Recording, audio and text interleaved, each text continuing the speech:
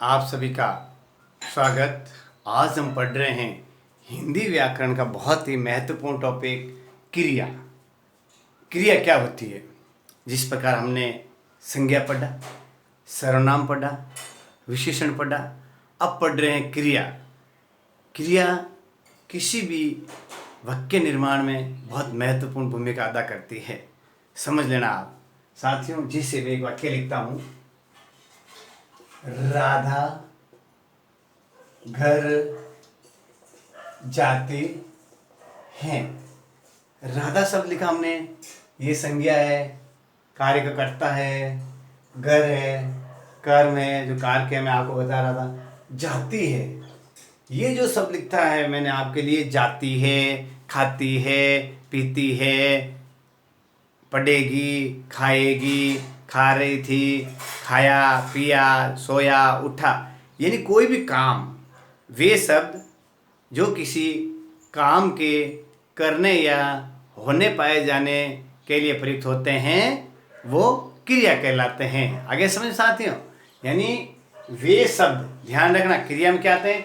वे शब्द जो किसी काम को करना या होना पाए जाने में क्या होता है, प्रयुक्त होते हैं, क्रिया कहलाते हैं।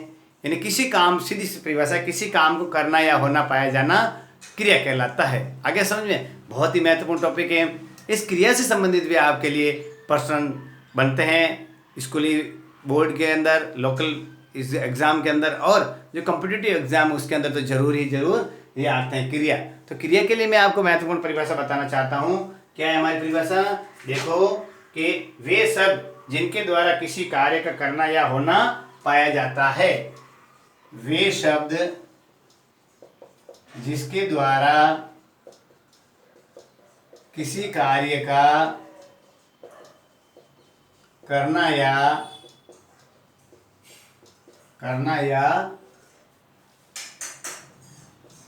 होना पाया जाता है। ऐसा समझ क्या काम है? देखो, वे शब्द जिनके द्वारा किसी कार्य का करना या होना पाया जाता है उसे क्या कहते हैं? क्रिया कहते हैं, यानी क्रिया कहलाती है। क्रिया कहलाती है। जैसे मैंने बताया था, गोविंद क्रिकेट खेल रहा है। अब देखो, काम क्या है? खेलना। खेलना है। खेलना किसको कहना? क्रिकेट को। क्या कर रहा है? क्रिकेट का खेल खेल रहा है। तो ये काम बता रहा है कि वो खेल रहा है। खेलना काम भी है। यानी अब देखो, महत्वपूर्ण बात एक बताना हूं, अधिकतर जिसके पीछे ना आता है, जैसे देखो खेलना, ये मुख्य क्रिया बता रहा हूं, खेलना, पढ़ना, लिखना, सुनना, बोलना, दौड़ना। इंग्लिश के अंदर भी मैंने आपको वर्ब्स के संबंधित एक हमारे यूट्यूब चैनल पे वीडियो अपलोड किया है, आप इंग्लिश में भी आपको उसको समझ सकते हो। तो उसी तरह जिस प्रकार इंग्लिश में होता है, ठीक उसी प्रकार हिंदी में भी वे शब्द जिनके द्वारा किसी कार्य का करना या होना पाया जाता है क्रिया कहलाते हैं। आए समझ में? अब देखो, क्रिया के प्रकार। क्रिया के दो रूप से होते हैं, एक तो कर्म के आधार पे और एक प्रयोग या रचना के आधार पे। आए समझे? यानी कर्म के आधार पे। अब कर्म क्या होता है? किसी काम, कर्ता और क्रिया के लिए जिनका प्रभाव पड़ता है वो कर्म कहलाता है। अब एक होता है अकर्मक और सकर्मक, दो प्रकार होते हैं। प्रयोग और रचना के आधार पे वो आपको बहुत विस्तृत तरीके से अगले वाले वीडियो में बताया जाएगा। आज की इस वीडियो में हम चल रहे हैं कर्म के आधार पे। किस पे चल रहे हैं साथियों? कर्म के आधार पे। प्रश्न बन सकता है, कर्म के आधार पर क्रिया कितने प्रकार की होती है? कर्म के आधार पर क्रिया दो प्रकार की होती है, अकर्मक और सकर्मक। अकर्मक और सकर्मक। अकर्मक देखो नाम अ, कर्मक, सकर्मक। अ यानी अतिरिक्त, स यानी सहित, यानी ऐसी क्रियाएं जिनमें कर्म की भूमिका नहीं होती है, यानी जिसमें क्या होता है? कर्म नहीं होता है। सकर्मक यानी जिसमें कर्म होता है, ये सीधा समझ। अकर्मक, अ यानी अलावा, स यानी सहित, यानी वे क्रिया शब्द जो क्या होता है? कर्म का प्रयोग नहीं करते हैं, और वे क्रिया शब्द जो क्रियाओं में कर्म का प्रयोग करते हैं, यानी जिस पर वे शब्द, सीधा देखो अकर्मक में वे शब्द जिस पर कर्ता और क्रिया में कर्म का क्या होता है? उपलब्ध नहीं होता, यानी कर्म उपलब्ध नहीं होता है। अकर्मक के अंदर सीधी बात है, उसमें कर्म नहीं होता है। सकर्मक के अंदर कर्ता और क्रिया होती है, लेकिन क्रिया का प्रभाव कर्म पर पड़ता है, यानी कर्म अपना प्रभाव क्रिया पे छोड़ता है, यानी क्रिया का फल होता है वो कर्म पर जरूर पड़ता है, वो सकर्मक कहलाता है। और अकर्मक के अंदर कर्म नहीं होता। जैसे देखो उदाहरण बता रहा हूं, अकर्मक क्रियाएं किसे कहते हैं? वे क्रिया शब्द जिनमें कर्म उपस्थित नहीं होता है, यानी कर्म नहीं होता है। जैसे देखो बच्चा होता है, बच्चा शब्द क्या हो गया? कर्ता। रोना शब्द क्या हो गया? क्रिया। कर्ता और क्रिया दो शब्द ही है, इसमें कर्म उपस्थित नहीं है। जैसे देखो वह सोता है, वह और सोना के अंदर वह कर्ता हो गया, सोना क्रिया हो गया, इसमें कर्म अनुपस्थित है। आया समझे? वह हंसता है, वह हंसता है, वह दौड़ता है। आया समझे? तो अब देखो ये एक शब्द है, आपके लिए बताऊंगा आगे एग्जाम्पल में। तो सबसे पहले अकर्मक लेते हैं, यानी वे क्रिया शब्द जिसमें कर्म उपस्थित नहीं होता है। अकर्मक भी दो प्रकार के होते हैं, पूर्ण अकर्मक और अपूर्ण अकर्मक। पूर्ण अकर्मक क्या होता है? जिसमें कर्ता और क्रिया दोनों होते हैं, कर्ता और क्रिया दोनों होते हैं, यानी क्रिया का प्रभाव कर्ता पर पड़ता है। अब कर्ता और क्रिया पूर्ण अकर्मक भी दो प्रकार के होते हैं, एक स्थिर अवस्था में और एक गतिशील अवस्था में। स्थिर यानी एक जगह स्थिर, गतिशील यानी गतिआत्मक, गति करती। जैसे देखो मछली नदी में तैर रही है, मछली नदी में तैर रही है। अब इसमें देखो मछली क्या कर रही है? गतिशील है, तो इसको क्या कहेंगे? गतिआत्मक। क्या कहेंगे? गतिआत्मक, गतिशील, पूर्ण अकर्मक। और देखो बालक सो रहा है, एक जगह स्थिर है लेकिन सो रहा है, तो वो भी क्या होगा? पूर्ण अकर्मक। आगे समझिए, यानी कर्ता और क्रिया, कर्ता और क्रिया दोनों शब्द होते हैं, वो पूर्ण अकर्मक कहलाते हैं। आया समझ में साथियों? वापिस देखो कि पूर्ण अकर्मक क्या होता है।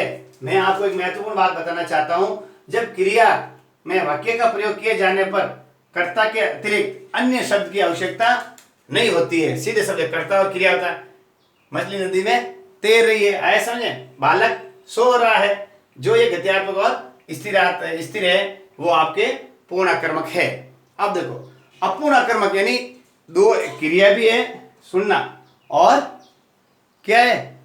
कर्ता भी है, लेकिन उनके लिए आपको एक अन्य पृथक शब्द, पूरक शब्द जोड़ने की जरूरत होती है। जैसे मैं आपको बताना चाहता हूं अपूर्ण, जैसे देखो अन्य पृथक शब्द जोड़ने की जरूरत, जैसे वह बहुत है। अब वह और वह बहुत क्या है? देखो बहुत के बीच में आप कुछ भी लगा सकते हो, सीधा है। देखो अपूर्ण अकर्मक वह बहुत है, अब बहुत के साथ आप लगा सकते हो वह बहुत बड़ा है, वह बहुत छोटा है, वह बहुत दुखी है, वह बहुत खुश है, वह बहुत निराश है, वह बहुत चतुर, यानी बहुत सारे शब्द अपने दिमाग से उत्पत्ति करके उनके बीच में लगा सकते हैं, तो वो अपूर्ण अकर्मक होता है। जैसे हम होंगे, अब क्या होंगे? हम सफल होंगे, हम कामयाब होंगे, हम खुश होंगे। ये जो बीच में शब्द लगाया जाता है वो क्या कहलाता है? एक अन्य पृथक शब्द ला करके जोड़ दिया जाता है, तो वो अपूर्ण अकर्मक कहलाता है। आगे समझ आते हो? अकर्मक अपूर्ण और अकर्मक पूर्ण, ये अपूर्ण और पूर्ण ये दो प्रकार की जो अकर्मक क्रिया होती है, यानी इसमें क्या होता है? अकर्मक में कर्म उपस्थित नहीं होता है। आप जैसे देखो इसमें यदि आप पूछे, सबसे एक अच्छी बात बता रहा हूं, यानी जैसे क्या शब्द आता है, कोई क्या शब्द का उत्तर देना। देखो बच्चा क्या रोता है, यानी देखो कर्ता भी आना चाहिए, क्रिया भी होनी चाहिए। बच्चा क्या रोता है, बच्चा क्या हंसता है, वह क्या बहुत है, ऐसा समझे? बालक क्या सो रहा है। जो क्या शब्द, ये जो मैंने क्या है क्वेश्चन मार्क, यदि इसका उत्तर नहीं मिलता है तो वो किस में आएगा? अकर्मक में। और यदि क्या शब्द का उत्तर मिल जाता है वो किस में आएगा? सकर्मक में। जैसे देखो क्रिया का फल किस पे पड़ता है? कर्म पर। जैसे देखो रमेश ने आम खाए, अब देखो खाना, खाना क्या भाई? क्रिया। क्या है क्रिया? तो क्या खाता वो? आम। तो आम जो क्या है? कर्म है। क्या है? कर्म, यानी सीधा क्रिया का प्रभाव कर्म पर पड़ता है। राम पत्र लिखता है, देखो सुन लेना, राम पत्र लिखता है, ये कैसे होगी? एक कर्मक। अब इसमें देखो द्विकर्मक में दो कर्मक। जैसे देखो मोहन गीता को क्या रोटी खिला रहा है, तो गीता भी हो गई और रोटी भी हो गई, तो क्या हो गया? द्विकर्मक। अपूर्ण सकर्मक होता है जिसमें आपको एक अन्य शब्द जोड़ना ही पड़ता है। जैसे आप देखो सकर्मक शब्द क्या होते हैं? सकर्मक क्रिया किसे कहते हैं? वे क्रिया शब्द जिसमें कर्म की उपस्थिति होता है, यानी कर्म होना जरूरी है। जैसे देखो राधा सब्जी पका रही है। पकाना क्या है? क्रिया। किसको पका रही है? सब्जी को।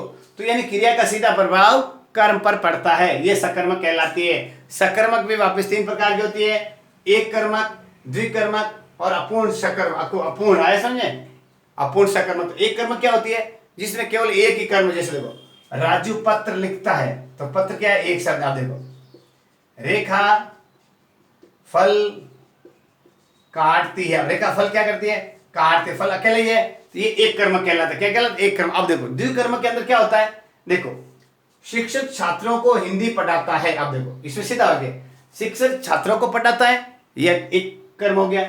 शिक्षक हिंदी पढ़ाता है, ये भी एक कर्म हो गया। लेकिन यदि साथ में शिक्षक छात्रों को हिंदी पढ़ाता है तो छात्रों शब्द और हिंदी शब्द दोनों पे किसका प्रभाव पड़ता है, पढ़ाता। आया समझे, क्रिया है जो पढ़ाता का किस पे प्रभाव पड़ता है, छात्रों और हिंदी। छात्र भी कर्म है और हिंदी भी कर्म है, तो हिंदी और छात्र जो दो शब्द है उस पर पढ़ाना क्रिया का प्रभाव पड़ता है, तो वो क्या हो गया, द्विकर्मक। अब जैसे एक द्विकर्मक और उदाहरण लो, यानी दो कर्म होने चाहिए। रमेश मोहन को झूला झुला रहा है। अब देखो रमेश मोहन को झूला झुला रहा है, तो मोहन और झूला, मोहन और झूला, तो क्या हो गया, ऐसा मोहन और झूला, ये दो शब्द आ गए रमेश के लिए, तो झूलाना शब्द है, झूला और मोहन। इस तरीके से जो मैंने आपको बताया है द्विकर्मक आते हैं। ऐसा समझे, द्विकर्मक के अंदर हमेशा ध्यान रखना दो कर्म होते हैं, जिससे करता शिक्षक तो करता है और छात्र और हिंदी क्या हो गए, कर्म हो गए। दो कर्मों का प्रभाव पढ़ाने पे पड़ता है। आगे समझे, जो क्रिया है उसका सीधा फल छात्र और हिंदी पर पड़ता है। छात्र भी पढ़ते हैं और पढ़ने का विषय कौन सा है, हिंदी पढ़ी जाती है। इस तरीके से द्विकर्मक। अपूर्ण सकर्मक क्या होता है, यदि वाक्य बनाते हैं तो उस वाक्य के अंदर यदि वो वाक्य हटा दिया जाए तो क्या हो जाए, निर्थक हो जाए। जैसे आप देखो यहाँ पे देखो, शिक्षक छात्रों को पढ़ाता है, हिंदी हटा दे तो भी सार्थक वाक्य है। शिक्षक हिंदी पढ़ाता है, छात्रों को हटा दे तो भी सार्थक वाक्य। ध्यान रखना। अब यहाँ देखो, यानी क्या होता है, जो कार्य होता है उसके साथ एक पूरक शब्द लगाना जरूरी। जैसे देखो, जनता ने नरेश को अपना प्रतिनिधि चुना। देखो सुनना, नरेश और अपना प्रतिनिधि, देखो दोनों क्या है, दो कर्म है। लेकिन यदि मान लो यहाँ पे नरेश को हटा दे, किसको हटा, नरेश को, जनता को अपना प्रतिनिधि चुना, जनता ने को अपना प्रतिनिधि, किसको चुना है, नाम नहीं है, यानी अपूर्ण है, अपूर्ण सकर्मक है। क्या ये अपूर्ण सकर्मक। आगे समझिए, जनता ने नरेश को अपना प्रतिनिधि चुना, यानी अपना प्रतिनिधि है, उसके लिए किसको चुना है, नरेश को। तो यदि नरेश शब्द हट जाता है तो ये निर्थक हो जाता है। आगे समझे, इसीलिए मैं कहना चाहता हूं कि कर्म के साथ यदि पूर्व शब्द लग जाए, पूरक शब्द लग जाए, तो वो क्या होता है, अपूर्ण सकर्मक बन जाता है। नरेश ने जनता को धन्यवाद दिया, ऐसे मतलब नरेश ने जनता को धन्यवाद दिया, तो क्या हो गया, दिया और जनता, नरेश ने धन्यवाद दिया, किसको दिया, जनता के संबंध हट गया। तो जब ये हट जाता है तो अपूर्ण सकर्मक कहलाती है। आगे साथ ही समझे, एक बात और बताना चाहता हूं मैं आपके लिए, जिससे बहुत ही महत्वपूर्ण उदाहरण है। देखो, वह सबको अपना भाई मानता है। देखो, वह सबको अपना भाई मानता है। अब देखो, सबको हटा दो, वह अपना भाई मानता है, किसको मानता है, सबको। तो ये जो शब्द आया है सबको, ये क्या क्या है, कर्म, अपना भाई है ना, अपना भाई के साथ क्या लगे, ये पूरक शब्द लग गया। क्या लग गया, पूरक शब्द। जब ये पूरक शब्द लगते हैं, आया समझे आपको, ये जो पूरक शब्द उसके साथ में लग जाते हैं तो कौन सा होता है, अपूर्ण सकर्मक होता है। अब मैं आपको फाइनल एक बार वापस बता दूं, क्रिया, किसी काम का करना या होना पाया जाना क्रिया कहलाता है। जिसे राम पत्र लिखता है, गीता सोती है। क्रिया के दो प्रकार होते हैं, एक तो कर्म के आधार पे और एक रचना के आधार पे। कर्म के आधार पे वापस दो भाग होते हैं, अकर्मक और सकर्मक। अकर्मक जिसमें कर्म की उपस्थिति नहीं होती है, यानी कर्ता का और क्रिया का ही संबंध होता है। जैसे देखो, वह सोता है, मछली तैर रही है, बालक सो रहा है। अब उसके बाद में वह बहुत है। वापिस अकर्मक के भी दो उपभाग हैं, पूर्ण अकर्मक और अपूर्ण अकर्मक। पूर्ण अकर्मक के अंदर क्या होता है, क्रिया और जो कर्ता, कारक करता है, क्रिया और कर्ता दोनों का प्रभाव होता है। जैसे मछली तैर रही है, सीता सो रही है, ऐसा इस तरीके के बाद अब जैसे अपूर्ण अकर्मक क्या होता है, हम बहुत हैं, हम बहुत है, क्या है, हम बहुत होशियार हैं, हम बहुत विद्वान हैं, हम बहुत बड़े हैं। जो शब्द, एक शब्द क्या होता है, वो अपने दिमाग से अपन उसको सेट कर सकते हैं। यानी हम होंगे, क्या होंगे, सफल होंगे, खुश होंगे, उत्तीर्ण होंगे, जो भी होगा वो एक शब्द, अन्य पृथक शब्द उसके अंदर अपन जोड़ सकते हैं, वो अपूर्ण का कर्म करता है। सक्रमक नाम से ही पता पड़ता है, वे क्रिया जिनमें कर्म उपस्थित होता है। सक्रमक, जैसे गीता ने पपीता काटा, गीता ने क्या काटा, प्रश्न बन रहा है, गीता ने क्या काटा, यानी क्रिया, देखो क्रिया, कर्ता और क्या शब्द आता है और इसमें उत्तर मिलता है, तो वो कौन सी आती है, सक्रमक। आया समझ। अब देखो, एक कर्मक, रमेश पत्र लिखता है, रमेश क्या लिखता है, पत्र, एक कर्मक अकेला रमेश। द्विकर्म के अंदर शिक्षक छात्रों को हिंदी पढ़ाता है, तो शिक्षक है कर्ता, छात्र और हिंदी दो कर्म हो गए, पढ़ाना क्रिया ज्ञान कर्ता और क्रिया में के अलावा दो कर्म होते हैं, द्विकर्मक। अपूर्ण सकर्मक यानी वे क्रिया शब्द जिसमें कर्ता और क्रिया के अलावा कर्म के लिए एक पूरक शब्द लगाते हैं। क्या करते हैं, कर्म के साथ एक पूरक शब्द लगा, जैसे जनता ने नरेश को अपना प्रतिनिधि चुना, जनता ने नरेश को, नरेश शब्द क्या है, ये पूरक है, क्या ये पूरक है। इस प्रकार जो आपको मैंने पूरा डिटेल बताया साथियों, क्रिया किसके आधार पर, के आधार पर, कल हम आप इससे भी महत्वपूर्ण है, प्रयोग, रचना, संरचना, बनावट के आधार पे क्रिया के कौन कौन से रूप होते हैं वो आपको कल बताया जाएगा। तो आप अगला वीडियो मिस नहीं करें, ज़रूर देखें। साथियों हम आपके लिए कोशिश कर रहे हैं, आप इन वीडियो को ज़्यादा से ज़्यादा बच्चों तक शेयर करें, और जो कॉम्पिटिटिव एग्जाम की तैयारी कर रहे हैं उनके लिए बहुत ही महत्वपूर्ण है हमारा यूट्यूब चैनल शहर हैप्पीनेस संस्कृत एजुकेशन। नमस्कार साथियों।